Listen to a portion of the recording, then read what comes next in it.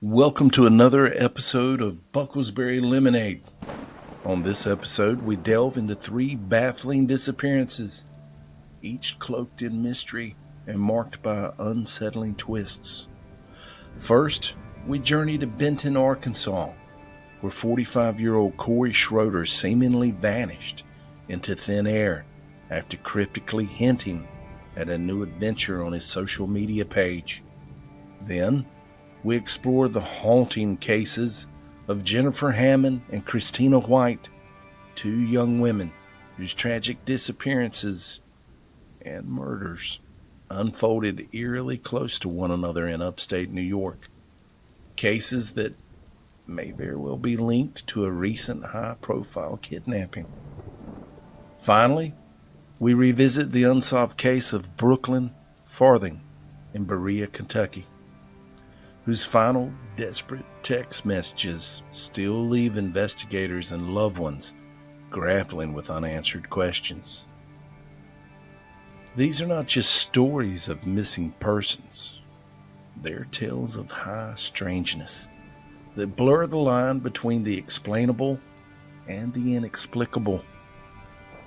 What really happened to Corey, Jennifer, Christina, and Brooklyn? Join us now as we unravel the chilling details of their disappearances and explore the dark mysteries that linger in their wake. 707 Andrews Tower. Are you ready?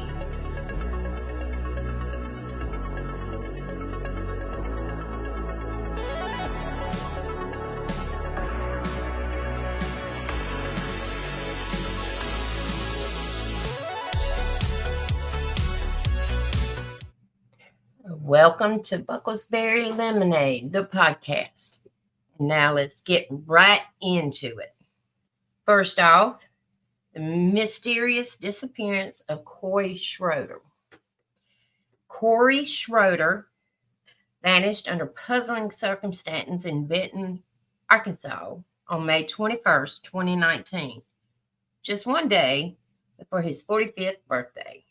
A Facebook post Corey shared shortly before his disappearance adds to the mystery. Going to be leaving Facebook in a few days. Going on a new adventure. What Corey meant by this remains unclear, as he hasn't been active on social media since. On the day he disappeared, Corey was reportedly dropped off by a friend at a Huckabee store on Highway 35 in Benton. He was wearing a gray hooded sweatshirt, carrying a red and black backpack. From there, we start to get conflicting accounts. They start to emerge. According to his sister, Corey either walked or got a ride to a friend's home on Cottonwood. That same friend claims Corey later left on foot, but no one knows where he went next. This individual is currently incarcerated on unrelated charges, but it's unclear whether they're considered a person of interest in Corey's disappearance. Well, standing at an imposing 6'8" and weighing approximately 235 pounds, Corey's disappearance raises many questions about how someone of his stature could vanish without a trace. His family believes that someone in the Benton community holds the key to what happened. The Saline County Sheriff's Office continues to investigate Corey's disappearance. His family and loved ones are desperate for answers and urge anyone with information to come forward. If you know anything that could help, please contact the Saline County Sheriff's Department at 501-303-5741. Together, they hope to uncover the truth and bring Corey home. Strange case. That is very strange. I mean, he's a big boy. He is a big boy. Man. 6'8". Yep. Wow. Yep. Looks like, though, from everything that I could find, that basically a good guy. Yeah. It's so strange. Just a strange case. Yeah. His nickname is Stretch. I wonder why. I wonder why that is. But that's his last known location. That is just, I mean, how can someone that tall just, I know anybody can disappear, but he stands out. Yeah, he's definitely going to stand out, and he's got a lot of tattoos. An 8 ball on his right upper arm, infinity symbol with the name Aiden and Holly on his left upper arm, a skeleton hourglass on his stomach, and the letters DMH across his chest, and Jesus loves me across his back. Hmm. So, you know, I did come in doing the research. I did come across a Facebook page. It's called Corey Schroeder. Have you seen me? And this appears to be ran by maybe his family and some friends. Got you. And in reading through this, he was extremely well liked. People just thought a lot of Corey. That's what makes it so. Hey, you know, in some of the other cases that we've done over time, you remember we did some, this has been a long time ago, back from our previous channel. Uh-huh. And we talked about some Jane Does that had been disappeared, and one of them had been found down she had been out, they believe she had been out hitchhiking, and you know how you've got the railing on the side of the road, yes, like the little barrier to keep you from going off, like that's gonna stop anything. Yeah, she was actually found on the backside of one of these. Oh my goodness.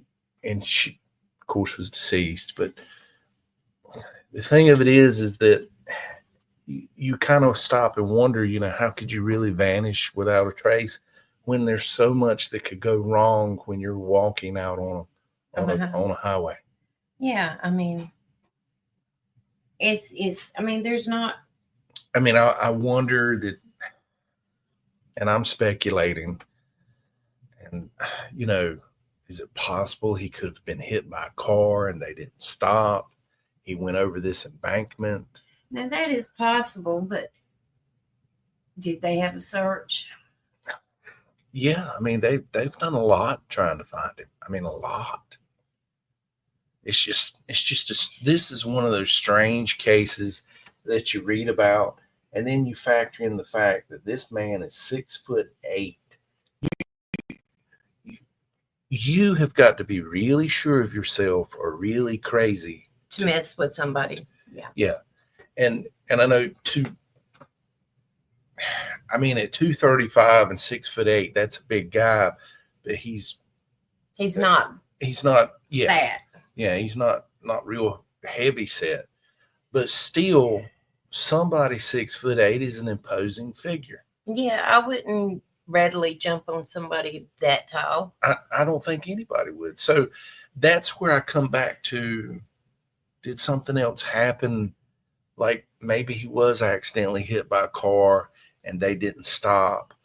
What if he had some kind of medical emergency and was deceased like that? I mean, but nobody saw him leave the store. Yeah, that's the crazy part. Yeah. But and look, you're saying though, that is possible. I mean, and it is possible for somebody to overtake. Yeah, I mean, anything could happen. But I mean, I don't think he just walked off and didn't come back. I don't think he's still with us. Yeah, something. Worst case scenario, I hope that is what happened. I hope he just decided. Yeah. But that's the cryptic part of it. You leave a message, goodbye Facebook, on to a new adventure. And you know, he was well loved and he loved his family. He loved his family and friends. Was there anything else troubling this guy for him to just decide, hey, I'm going to because that is a clue of some sort. That is some sort of clue. But what if we've read more into it? What if it was just he might have been getting ready to go on a date, or maybe a new job, something where he wouldn't have time to be on Facebook a whole lot. Yeah. You know, is it that simple, or is there something darker? Was Was he troubled by something and just decided he's going to put everything down and leave? I mean, when you go through this Facebook page, it is obvious that people thought a lot of him, and you don't really do that. But there's no record. Was he depressed or anything like that? Nobody said anything. Mm-mm. Nobody has said anything.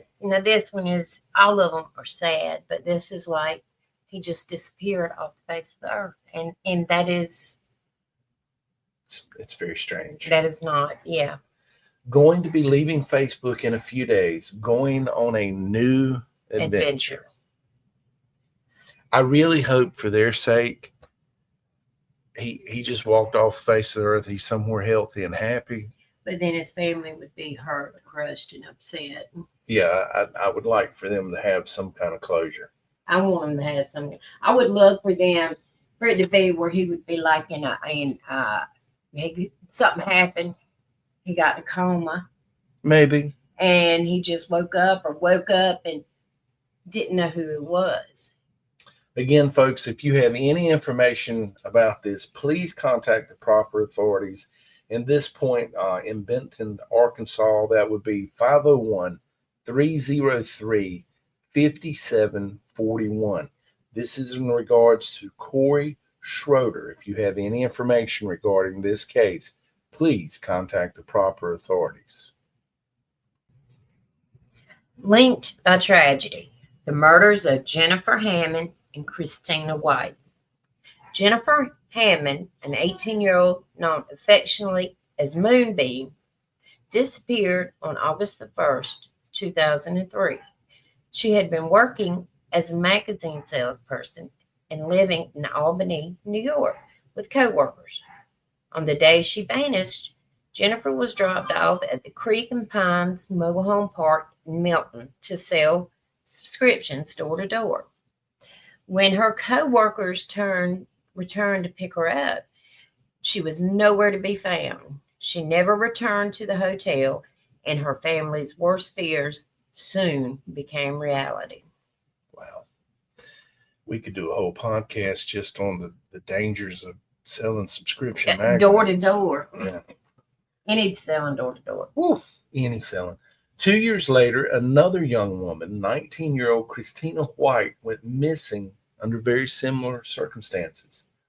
June 30th, 2005, Christina was last seen by her mother at their home in Stockade Mobile Home Park, just 2 miles from where Jennifer was last seen. No. 9 months later, Christina's remains were discovered in Daketown Forest, Greenfield. She'd been injured multiple times. Oh. You have to read into that because of the algorithm. Yes. Investigators determined that she was unalived shortly after her disappearance. For years, Jennifer remained missing. Then, in October 2009, a hunter found a human skull in Lake Desolation Forest, Greenfield, just over 3 miles from where Christina's body was found. Forensic testing identified the skull as Jennifer's. Her unaliving was ruled a homicide, and investigators began to connect the two cases. Detectives suspect the same person was responsible for both murders. Though no arrests have been made, it's interesting that in 2023, authorities arrested Craig Nelson Ross Jr. in connection with the kidnapping of a 9-year-old who was miraculously rescued and alive. Okay. Given Ross's connections to the Milton area, authorities are now examining whether he could be linked to Jennifer and Christina's murders. Wow. Anyone with information about these cases is urged to contact the Sarasota Springs Police Department at 518-584-1800. Yeah, this is a weird case here. It is, and sad. they're just trying to speculate now and see if there's any connection with the kidnapping, the Ross guy. But we we were talking about this. Mm-hmm. Christina White, she disappeared after leaving her home at Stockade Mobile Home Park. It's now called like the Saratoga Village, I Oh, believe. okay. Okay, and this is only a mile, roughly 1.2 miles from the trailer park that Jennifer disappeared from. Well, see, that's coincidence. I think it's more than Yeah, I coincidence. really do too. I think somebody was watching her. Now, Mm-hmm. Christina was seen by witnesses walking on the road in that area. I believe Geisher Road and Roland Street. Hmm. And that's roughly about 3 miles from her actual home. Now, here's the kicker, for Christina to get there, she would have had to walk past Middle Line Road, the creek, and Pines. That is the entrance to the mobile home park. That's where they all intersect. They're a quarter mile from the intersection of Geisher and Middle. And Oh. she would have had to walk right past the entrance Mm-mm. where Jennifer. I'm telling you, that's just It's weird. not a coincidence. Yeah, it's weird. And I'm telling you, I believe that Ross guy. Um, I'm sure he had, especially if he was around. Yeah. Well, you know, it's it's one of those things. They feel like they're linked because of the proximity. Mm-hmm. Not only the distance, but the time. I mean that. If we're talking serial killers, we know they cool off for a little while. Yeah. You know, and it's just really crazy. I know that they did a lot of research around that area. They checked for different things. Um, the physical characteristics, they both were young adult women disappeared around Trailer Park. Mm-hmm. They were both petite. Um, and then they were in close proximity of each other at the time of discovery. Uh-huh. Yep. So I don't know. I don't. But it's really it's interesting. That's one of those things to where, oh my gosh, that's just really crazy. It is bad. Very. You know, and then you've got this Craig Nelson Ross Jr. guy. Okay. He was just la la la la la la. In 2023, he was 46 years old at the time. He was arrested and charged with the kidnapping of a 9-year-old little girl from a campground in Moreau Lake State Park. Now, fingerprints from a ransom note that he had left behind led authorities to his mother's house in Milton. And luckily, the little girl was found alive, and it appears she was okay. She was actually hidden in a cupboard in the home. Hmm. And he was charged with the kidnapping, which he should have been. Of course. And now they're investigating whether or not Ross may have played a role in the disappearances and murder of Jennifer and Christina. Because he would have been there. Well, he would have been around. I mean, this is a serious crime that's taken place in proximity of where we know two young girls to have been. Yeah. We do know he for all intent purposes, it doesn't look like anything happened to the little girl. Good. She was just held for ransom. But is that not horrible enough? That's horrible enough. That really is. But why would he ransom her? So if you take the close proximity of Ross to both Christina and Jennifer when they were last seen and then where they were found, he fits in there. He does. Now, I don't know where in that puzzle he fits. He fits there. It could be he's guilty of association, but or knowing, but he committed a crime, and it puts him in proximity to all of this. And that's kind of really interesting. If you have any information regarding this case, if you know anything in regards to the disappearances of Jennifer and Christina, please contact the Saratoga Springs Police Department at 518-584-1800. Again, 518-584-1800. Please call. And I do realize that Jennifer Hammond Moonbeam, that's what she was called. Yeah. That's a crazy way to make a living. You used to see those kinds of ads. Yeah, but at the same when time, we were teenagers, you remember seeing them in the newspaper? Travel the country, see the America. I'm glad I didn't do it. Yeah, but you hear so many stories. But in 2003, people didn't go door to door as much. I don't know. I've seen people coming door to door just as much as I always have. And I'll be honest with you, I noticed that when I lived in the city, it was worse. No, that's the kicker. It was bad, but it was worse in the rural areas. Why? I've had twice as many people. But so what I'm getting at is, I imagine these trailer parks were hot spots for this kind of door-to-door activity because you're able to hit so many houses in such a short time. Did she knock on the wrong door? She probably did. And did Christina walk by at the wrong time? I think so. And the right person see her? The wrong person. Yeah, exactly. It's interesting, though. I did, in doing the research for this, there is a trend for magazine subscriptions and crime. There is. Yeah, I mean, there have been several women who have went missing, and that's what they were doing. They don't. They don't need to do that. No, I would never do that. I don't think. Yeah, I mean that's just crazy. If I go door to door, you're coming with me. Absolutely, but I do believe that their cases are connected on some level. And with that, we will move on to the next case. Now we're going to talk about Brooklyn Farthing. She was an 18-year-old from Berea, Kentucky, and she disappeared under some pretty alarming circumstances. June 22nd, 2013, and her case still remains unsolved, and it's left her loved ones searching for answers and justice.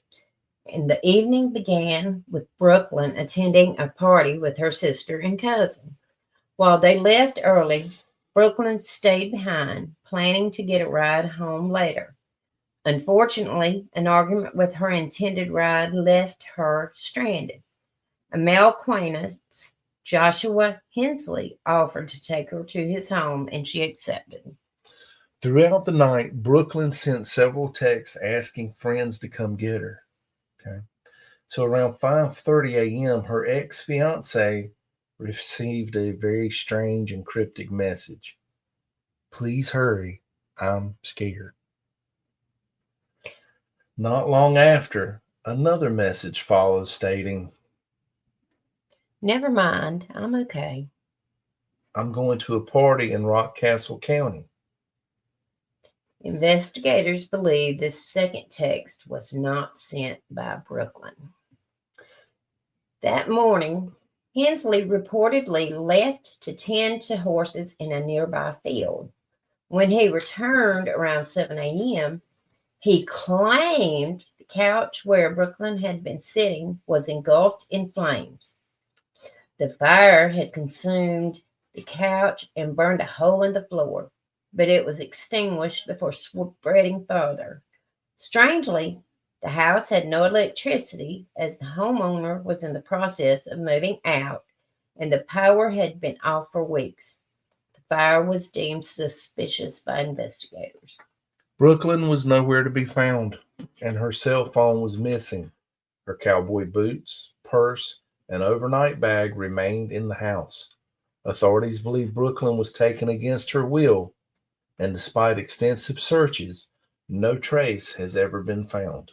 Brooklyn's family continues to seek answers, hoping someone will come forward with information that can solve the case. If you know anything about Brooklyn Farthing's disappearance, please contact the Kentucky State Police at 859-623-2404.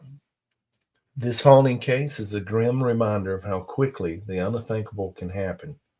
Brooklyn's loved ones deserve closure, and her story deserves to be told.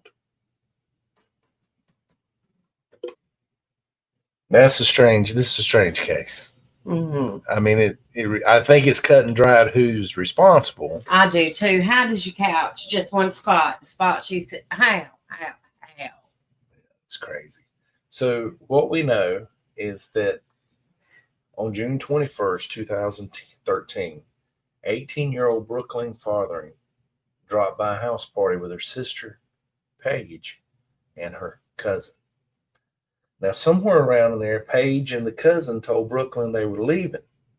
According to Paige, Brooklyn wanted to stay. Yeah, she had made arrangements to sleep over, and even showed her overnight bag that she had bought.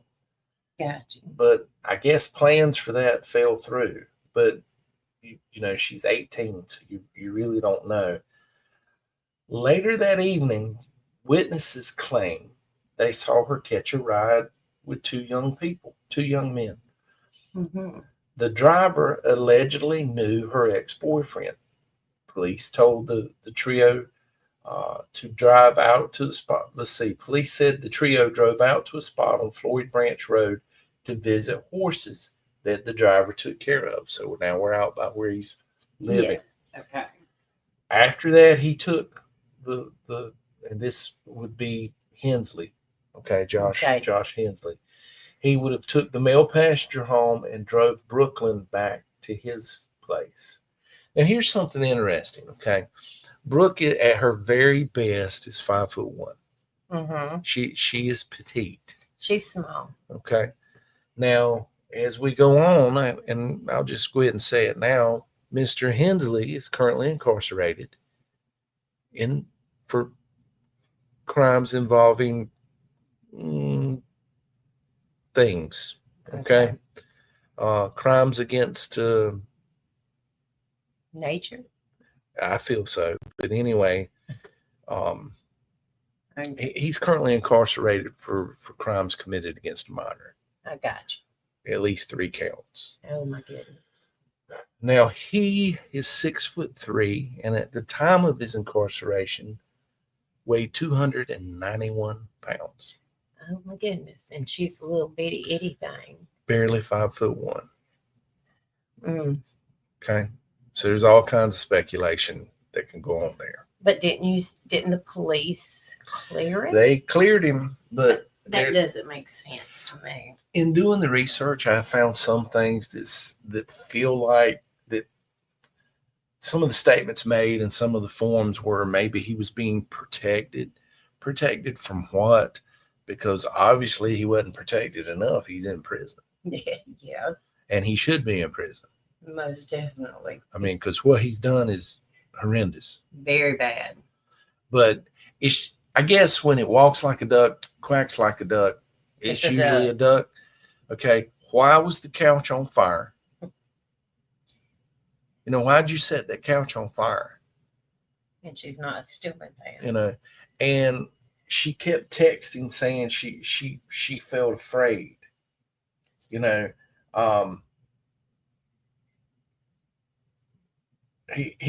ex-boyfriend, when she texted him, he told her he could come get her from work, but it would be around 7 a.m. And see, he's not putting a lot of emphasis in, hey, I'm scared. It's like if you and I had broke up, and you text me at 4:00 in the morning, and you say, hey, I'm scared. Can you come get me? Well, in my mind, I'm probably the last person you wanted to contact. But if you felt the need to contact me, I need to come check on your welfare. I realize we're talking 18, 19-year-olds as well. Yeah. I get that, Yeah. But she made the comment that she was scared. And she text, what was it, her sister? Yeah, she texted a couple other people too. And then, around 5:30, a final text came from her phone, someone claiming she was going to another party, and then said, nope, never mind. I'm okay. We're good. And I don't know did he text? You hear that all the time. I think I just find it really funny. You got a guy who's in jail on something that's horrible, that involves being methodical, involves planning, involves scheming. And then he was around. His couch burned up. His couch burned up. I think his couch burned up because he was trying to burn up evidence. Probably so. There's something on that couch, and we about know what that would be. Yeah. That he didn't want found. Yeah. I mean, I think it's entirely possible. I mean, we already know he's got a thing for a certain age group. Yes. This little girl's petite. I mean, it's a giant of a man.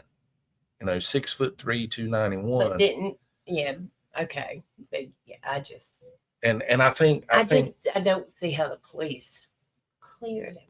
Yeah, I don't either. I think, why did you take her there to a house that you're moving out of, that's vacant, that has no electricity?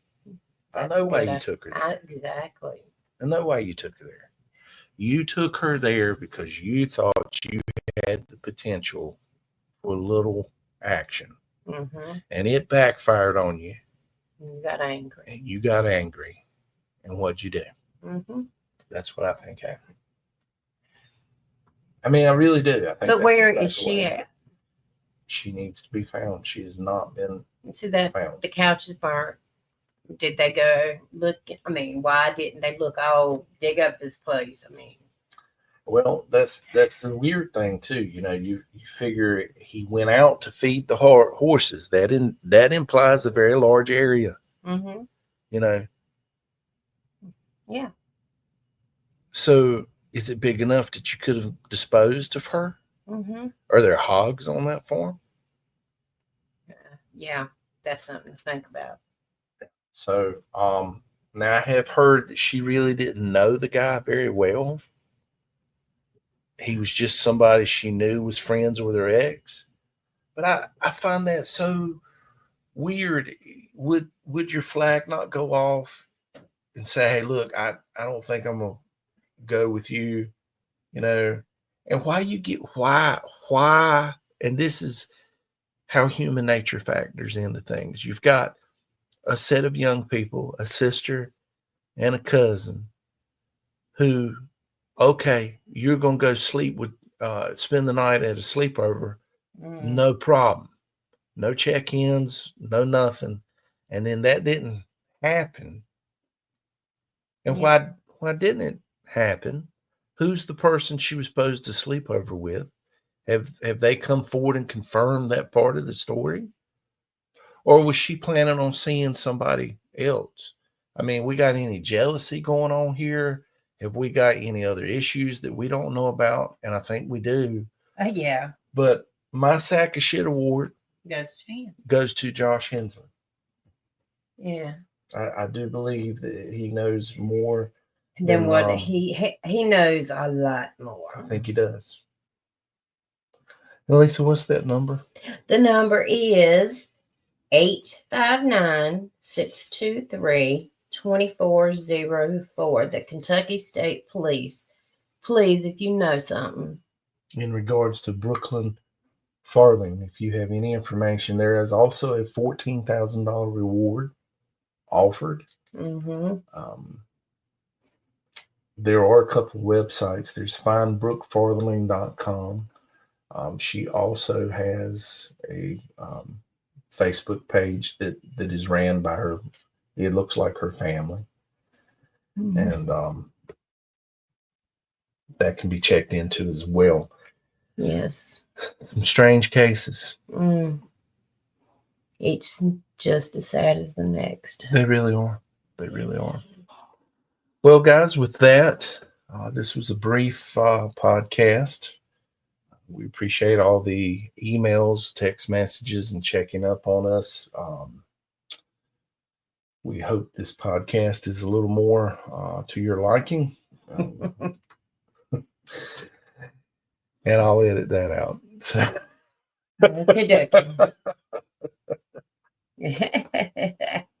And with that, guys, this brings us to the end of our podcast.